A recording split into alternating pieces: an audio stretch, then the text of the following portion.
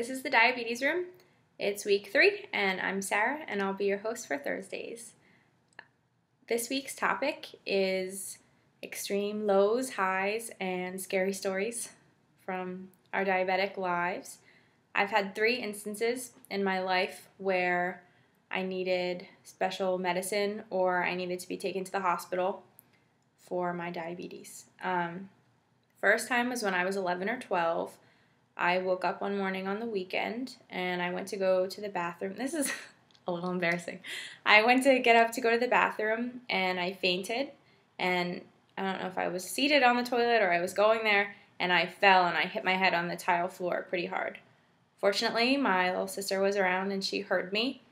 She tried to open the door and I was passed out on the floor, so the door wouldn't open, and she went and got my parents.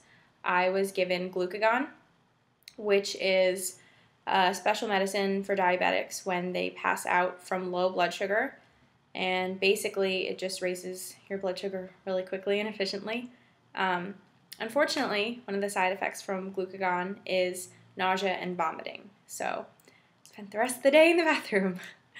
The second instance I had was a seizure. It was when I was in high school, and still to this day I have trouble with morning lows. I'll wake up and my blood sugar will be low, and I get confused sometimes, and it's difficult for me to think logically and clearly that I need food or I need to go downstairs. So my mom knew I was having trouble, and I guess she heard me one morning, and she brought me juice and snacks to my bedroom.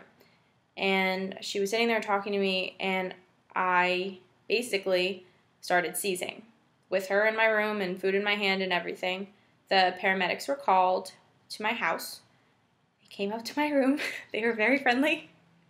They asked me questions like my name and my birthday, my social security number, which I didn't know at the time. So that was, as far as seizures could go, it wasn't worst case scenario, certainly. It was awesome that my mom was there and that the paramedics got there really quickly. I missed school for that day, but otherwise I was fine. I didn't need glucagon or anything like that. Generally, when diabetics seize due to low blood sugar, their body goes into a type of shock and it kind of boosts their blood sugar up. The third instance is a little fuzzy. I was having a sleepover at my friend Addie's house. She lives right down the street from me. And it was just a normal night. We didn't do anything extraneous or anything like that. And my blood sugar had been running fine. So I remember waking up the next morning, probably at like 7 o'clock, and talking to her about a text message I had got, and then falling back asleep. And the next thing I knew, I was waking up in her room, and she was there, and her mom was there, and her little sister was there, and my mom was there, and 2 paramedics were there, and Addie is in, her bedroom is in the attic. So the ceiling is kind of sloped and low, and it's like separated into 2 parts. So there was a whole lot of people in my face. And again, with the what's your name, what's your birthday, what's your social security number, and I had no clue what happened. I woke up and was terrified. I think I may have even started to cry because there were so many strange people right in my face. And I went home and I couldn't keep any food or liquids down. So within probably an hour or 2, I was taken to the emergency room. I had ketones, I was given an IV, and I was forcing fluids. I had no appetite. I was going to the bathroom a lot. My blood sugar got down, and I felt better a few hours later, so I was discharged. One of the problems I've noticed that I have with extreme lows is I have memory loss. When I fainted, I did not remember getting up. I just woke up hours later with different outfit on, and I was sleeping downstairs, which is strange. When I had a seizure the first time, I did not remember talking to my mom, eating any snacks, anything like that. And the second time I had a seizure, I couldn't remember the whole day before. Later, eventually, I got my, I put everything together. But at the time, I did not remember any of the events from the night before, which is kind of scary.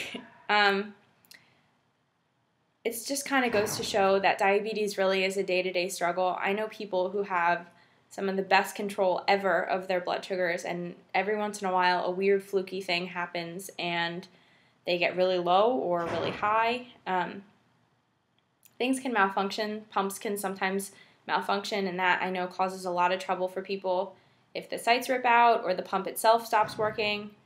I know companies, when I had a pump, Minimed was excellent about getting me a new pump. Mine broke, and they literally overnighted me a new one, and I was back on it soon enough. But just goes to show you that not everything works how you'd like it to. If anyone has any questions or comments, please leave them below.